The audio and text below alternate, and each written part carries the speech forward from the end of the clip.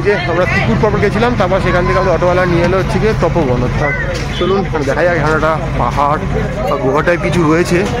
আর দেখতেই পাচ্ছেন বাইরে এরকম দোকানপাট বসে গেছে, সব জিনিস যেমন থাকে, এই ছবি থেকে শুরু করে ধূপ ধুলো খাবারের জিনিস সবই রয়েছে। আর এখানে তো বাদরের উপদ্রব রয়েইছে, তার সাথে রয়েছে গাইডের উপদ্রব। আমার তো মানে গাইডগুলো বাদরের থেকে কিছু কম না। ওরা বলছি বাদরের থেকে আমাদেরকে রক্ষা করবে, বলছি তোমরাই তো বাদর, তোমাদের থেকে আবার কে রক্ষা করে আমাদেরকে? মানে জোর জবস্তি এটা করুন ওটা করুন ওই সব নিজে থেকে বলে দেবে, দিয়ে তারপর একটা পয়সার বাজেট আপনার উপর চাপিয়ে দেবে। তো আমরা কোথাও গাইড ফাইড নিচ্ছি না। হ্যাঁ, যেই গাইডটা সাহায্য নিচ্ছি সেটা যেটা গুগলের সাহায্য নিচ্ছি, টুকটাক একটু নেট থেকে জেনে নিচ্ছি, আর বাকি আইডিয়া করে চলে আসি। সামনে একটা পর্বত দেখতে পাচ্ছেন, এটাকে ওরা তপোবন বলছে। তো বাকিটা ম্যাডাম বলবে, ম্যাডামের মুখে শুনতে পাবেন আপনারা। এই যে সিঁড়ি দিয়ে আমরা উপরে উঠছি আস্তে আস্তে, দেখতে পাচ্ছেন। মানে জুতো চটি খোলার জন্য কোনো আলাদা কোনো জায়গা নেই, বাট কিছু লোক বসে গেছে, তারাই বলবে জুতো রাখুন, পয়সা দিন, হ্যান ত্যান, এরকম একটা ব্যাপার স্যাপার। এই যে মন্দিরটায় এলাম তপোবনে, নিচে কয়েকটা মন্দির দর্শন করে আমরা আস্তে আস্তে ওপরে এলাম। এখানে এসে কয়েকটা মন্দির দেখে এখানে এলাম। তো ম্যাডাম এবারে একটু মন্দিরের ব্যাপারে কিছু বলবে এই জায়গাটা নিয়ে, বলো।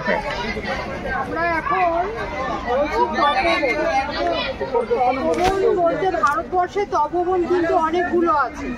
যেমন আমরা এখন যে তপোবনটাতে রয়েছে এটা হচ্ছে ঝাড়খণ্ডের তপোবন। আমরা জানি আরো একটা তপোবন, সেটা হচ্ছে ঋষিকেশ, অর্থাৎ উত্তরাখণ্ডের ঋষিকেশে একটা তপোবন আছে। আর আরো একটা তপোবন আছে যেমন নাসিকে, যে তপোবনটার উল্লেখ আমরা রামায়ণ কাহিনীতে পাই, সেটা হচ্ছে নাসিকের তপোবন। এই মুহূর্তে যে তপোবনে দাঁড়িয়ে রয়েছি এখন, এটা হচ্ছে ঝাড়খণ্ডের তপোবন। এটা দেওঘর থেকে মোটামুটি 10 কিলোমিটার মতো ডিস্টেন্স এই তপোবনটা। আর এই তপোবন বলতে অ্যাকচুয়ালি যেটা গুহা নিয়ে যে জিনিসটা, বর্তমানে সেই বন অঞ্চল খুব একটা নেই, তবে পাহাড়, কিছু টিলা, কিছু গুহা এখনো তার অবশিষ্ট রয়েছে। সেইখানটাতে আমরা এসেছি। কিছু পৌরাণিক কাহিনী এই তপোবনকে ঘিরে আছে, সেই কিছু কাহিনী আপনাদের সামনে আজকে আমি তুলে ধরার চেষ্টা করব। যেমন একটা কাহিনী যেটা আছে সেটা হচ্ছে পৌরাণিক কঠিন তপস্যায় রত হয়েছিল। সেই তপস্যায় মহাদেবকে যদি তুষ্ট করতে পারতেন, রাবণ হয়তো সমগ্র ব্রহ্মাণ্ডের ধ্বংসের কাজে লিপ্ত হতে, সেই আশঙ্কা করে অন্যান্য দেবতারা হনুমানজিকে পাঠান রাবণের এই তপস্যা ভঙ্গ করার। সেই কারণে রাবণ হনুমানজি একটা পাহাড় থেকে আর একটা পাহাড় নানা রকম ভাবে ঝাঁপ দিতে পারে। সেই ঝাঁপ দিতে তার সেই ভয়ঙ্কর শক্তিতে কোনো একটি পাহাড় পৌঁছির হয়ে ছিটে যায় এবং তার বিশাল তার গর্জন করে থাকে। সেই গর্জন, তীব্র গর্জনে রাবণের তপস্যা বলে যায়। এই একটা বিশাল কাহিনী, পৌরাণিক এটা একটা কাহিনী। এটা ছাড়াও এখানে বিভিন্ন কাল ধরে অনেক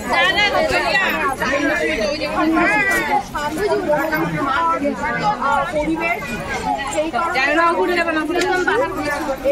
তপস্যা করার জন্য বিশেষভাবে উল্লেখযোগ্য হচ্ছে আমাদের রচনা করে একটা সময় তপোবনে এসেছেন এবং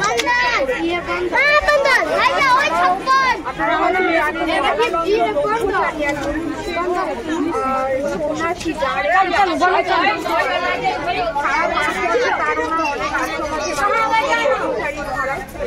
আর এখানে তপস্যা করে সিদ্ধ লাভ করছে। পরবর্তীকালে বালানন্দ ব্রহ্মচারী মহারাজের আরো বেশ কিছু শিষ্য এখানে এসে তপস্যা সিদ্ধি লাভ করছে। বললাম বনের অবশিষ্ট কিছু আর এখানে কয়েকটা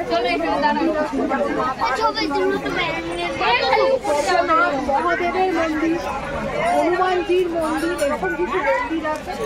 যদি কখনো আসেন দেওঘরে হয়তো ভালো লাগে। আর আপনি এই সারাদিনে অটোর যে থেকে প্যাকেজ নেবেন, তিনি প্যাকেজের মধ্যে এটা আপনাকে নিয়েই আসবেন, চিন্তার কোনো কারণ নেই। আপনাকে খুঁজে বার করতে হবে না, তারাই নিয়ে এসে এগুলো করে দেবে। এই যে এখানে সিঁড়ি করা রয়েছে, এই সিঁড়ি দিয়ে আস্তে আস্তে আমরা উপরের দিকে চলে যাচ্ছি। দেখুন এই পাথরগুলো ভেঙে ভেঙে সিঁড়িগুলো করা হয়েছে বলা হয়। তো উপরে গিয়ে দেখছি কি রয়েছে। এই পাহাড় পাথর যাদের শারীরিক সমস্যা রয়েছে কোমরে হাঁটুতে তারা অবশ্যই এখানে আসবেন না, আর যারা সক্ষম তারা আসবেন। গরমকালে এলে প্রচণ্ডই কষ্ট হবে, তো এলে বিকেলের দিকে আসবেন, সকালে আসবেন না। এই দেখতে পাচ্ছেন অনেকটা সিঁড়ি ভেঙে উপরে যেতে হবে। তো চলুন উপরে গিয়ে দেখছি কি দেখা যায়। দেখছেন গুহা পাথর ভেঙে সৃষ্টি হয়েছে, এখানেও একটা মন্দির দেখিয়ে দিচ্ছি।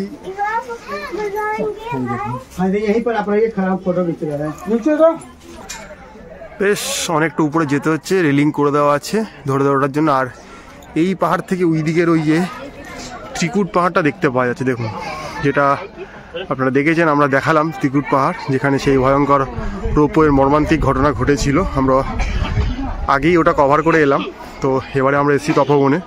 তো চলুন ওপরে গিয়ে দেখবো আর কী কী দেখানো যাচ্ছে আপনাদেরকে। দেখতে পাচ্ছেন একদম ওপরের দিকে চলে এসেছি। আর এইখানেই যে আপনারা কাহিনিটা শুনলেন, যে এক পাহাড় থেকে এক পাহাড় লাফাতে গিয়ে যে ফাটল ধরেছিল পাহাড়ের মধ্যে, সেই ফাটলের মধ্যে একটা হনুমানজির মন্দির রয়েছে। তো সেটা দেখতে এখানে আসা।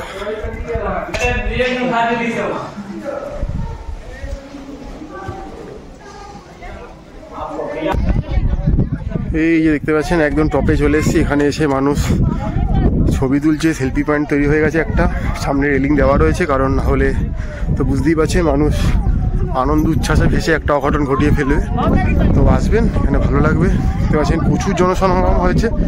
এদিকে সূর্য আস্তে আস্তে অস্ত যাচ্ছে পশ্চিম দিকে, আর এদিকে চলে এসেছি আপনার দেখাবো বলে। অনেকটাই সিঁড়ি ভেঙে করতে হয়েছে। দেখুন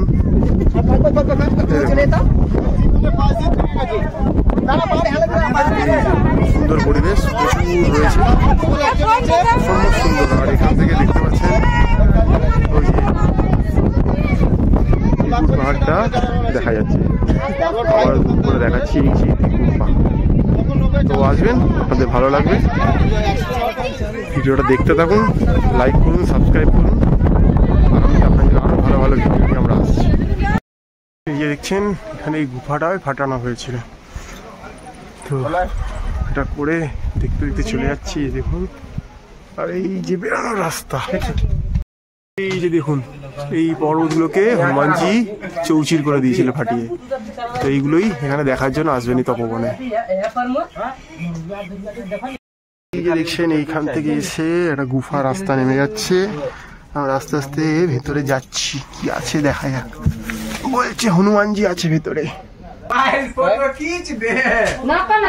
দেখতে পাচ্ছেন আমরা এই গুহা দিয়ে আস্তে আস্তে নামছি। চরম কঠিন এই গুহা, এখান থেকে নামা হচ্ছে।